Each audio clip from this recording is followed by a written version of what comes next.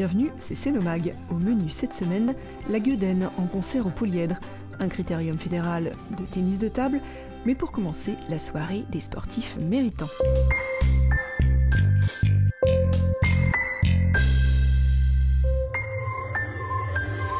Soirée des sportifs méritants. Céno, commune déléguée, invitait vendredi 11 octobre tous les clubs sportifs de la commune afin de féliciter et d'encourager les sportifs et les bénévoles.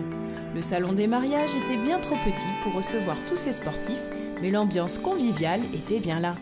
Les élus se sont relayés pour remettre aux sportifs coupes et médailles. Certains ont reçu des coups pour leurs résultats exceptionnels, comme l'Ultimate Frisbee avec leur passage en N1, ou comme l'Académie Pombo qui entraîne des champions. Le club forme des jeunes depuis l'âge de 4-5 ans. On les détecte à partir d'une dizaine d'années pour éventuellement les emmener sur la compétition. Tout d'abord nationale, régionale, nationale. Et s'ils arrivent à s'affirmer, on part après sur l'international. Sachant que l'international, c'est tous les ans. C'est un championnat du monde. C'est une sélection d'abord par 2 tournois qui ont lieu en France pour sélectionner donc les meilleurs, parce que les places sont chères. Et après, on se retrouve à une trentaine de l'équipe de France dans les pays étrangers, dans toute l'Europe. Cette année, on part jeudi matin à Glasgow en Écosse pour 3-4 jours, essayer d'aller chercher encore des médailles. Donc j'ai commencé par la boxe américaine et le semi-contact. Donc c'est de la boxe pied-point avec des coups de poing et des coups de pied qui se passent au-dessus de la ceinture, donc en combat. Et ensuite je me suis plus spécialisé dans le kickboxing. Donc c'est pareil, des coups de poing et des coups de pied dans tout le corps. Et donc dans les grands championnats, même les championnats nationaux, je pratique les 2 disciplines. J'ai ramené pas mal de médailles internationales, plusieurs fois champion de France, et j'espère continuer comme ça le plus longtemps possible et essayer de passer d'autres étapes dans le semi-professionnel et professionnel. J'ai déjà 2 combats semi-professionnels. Ça fait une dizaine d'années que je suis inscrit au club et ça va faire 3 ans que je suis en équipe de France. Après, ma discipline principale, c'est le semi-contact, donc un sport qui est pied-point mais à la touche. Question de rapidité après. Et après, je fais en pancrace ou MMA, donc tout combat mixte, où c'est qu'on a le droit à tous les coups et travail au sol et frappe au sol.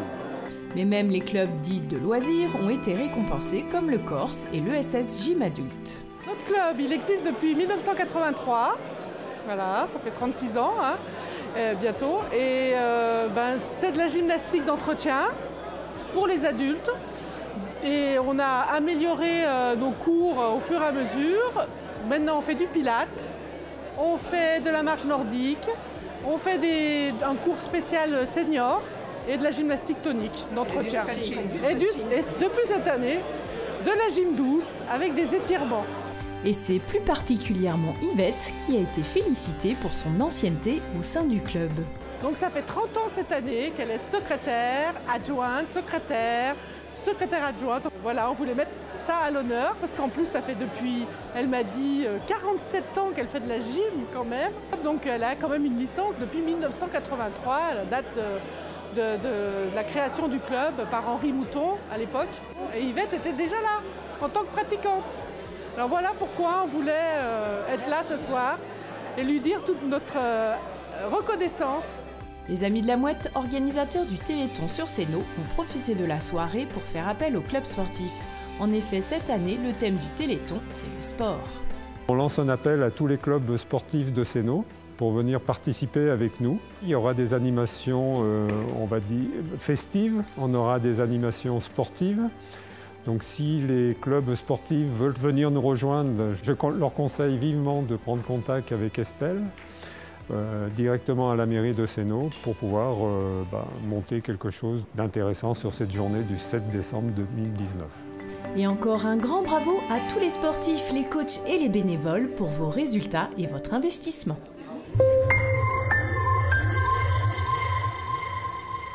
Dans le cadre d'Octobre Rose, le Polyèdre programme jeudi 17 octobre prochain un apéro rosé avec la compagnie La Gueudenne. Rencontre avec les artistes. Où est donc Ornicarcinome planqué dans mes 2 dômes?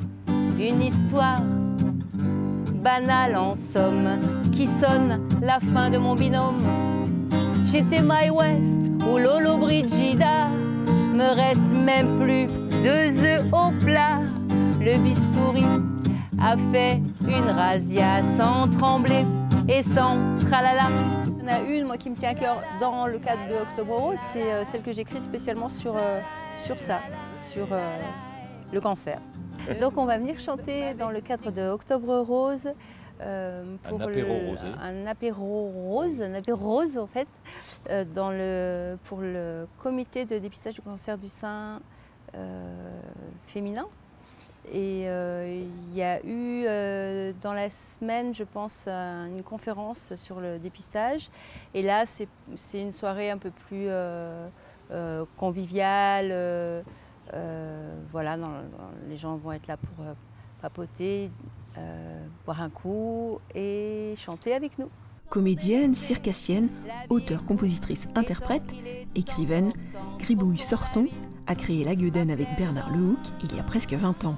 Maintenant, on a à peu près 6 spectacles à notre effectif et on mélange aussi bien des spectacles pour enfants que pour adultes, en salle ou en rue. Le terreau de notre compagnie, c'est la musique, le théâtre et le vivant. Quand on apprend qu'on a un cancer, qu'on est malade, une fois passé, on va dire, le moment difficile de l'annonce, je me suis rendu compte très vite que j'avais beaucoup de force et que je pouvais aider les gens qui étaient autour de moi.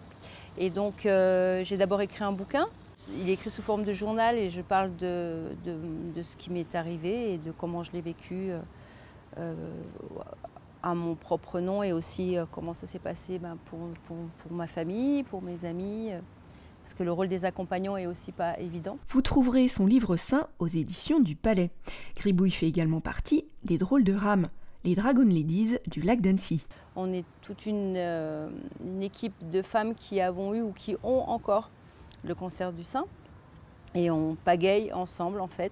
Le Dragon Boat est un sport qui a été vraiment mis en avant par un médecin qui s'appelle le Dr Mackenzie et qui a défendu le fait que c'est pas parce qu'on est malade qu'il faut arrêter tout. Parce qu'il y a quelques années c'était comme ça, quand on était malade, quand on avait un cancer, il fallait tout arrêter. Maintenant c'est le contraire. Il y a vraiment une vraie prise de conscience par rapport au sport santé et au fait que le sport peut vraiment aider physiquement, moralement. Et il est même prouvé que, en l'occurrence, ça n'empêche pas complètement, mais en tous les cas, ça amoindrit le fait qu'il y ait des récidives au niveau du cancer. Alors rendez-vous jeudi 17 octobre prochain au Polyèdre pour un apéro rosé avec La Gueudenne.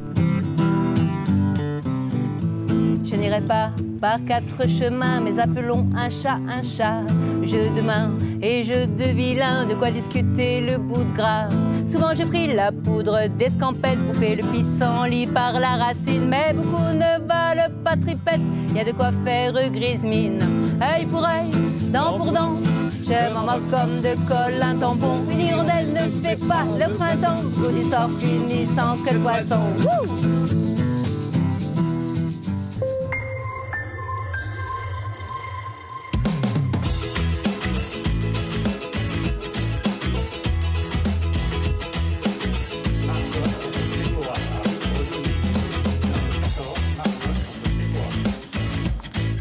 De participants, 290, dans la région Auvergne-Rhône-Alpes, la Haute-Savoie arrive seconde après le Rhône.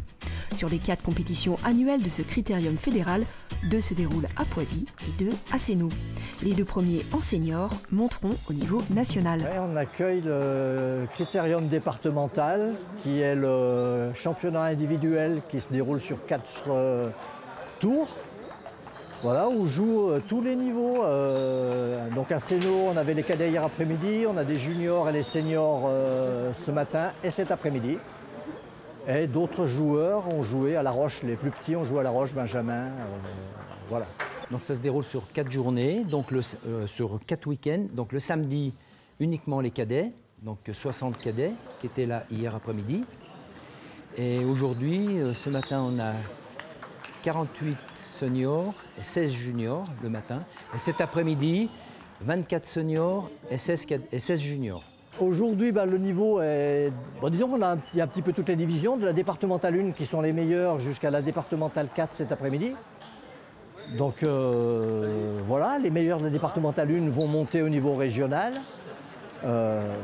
pour le second tour et ainsi de suite jusqu'au 4e tour. Et ce jour-là, le niveau est haut. 30 joueurs de la Haute-Savoie jouent déjà au niveau national. Il faut dire qu'une bonne condition physique est nécessaire car les matchs s'enchaînent. C'est assez physique parce que les joueurs font entre 6 et 7 parties, donc dans la matinée là pour ceux du matin.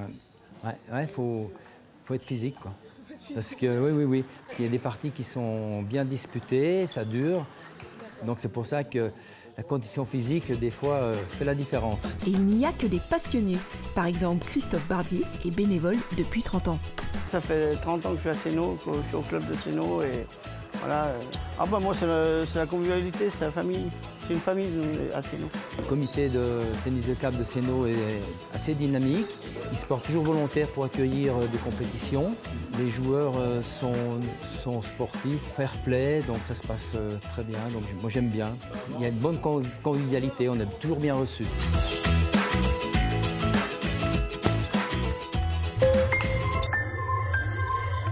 Et voici votre agenda sur Sénaux Commune Déléguée du 21 au 27 octobre.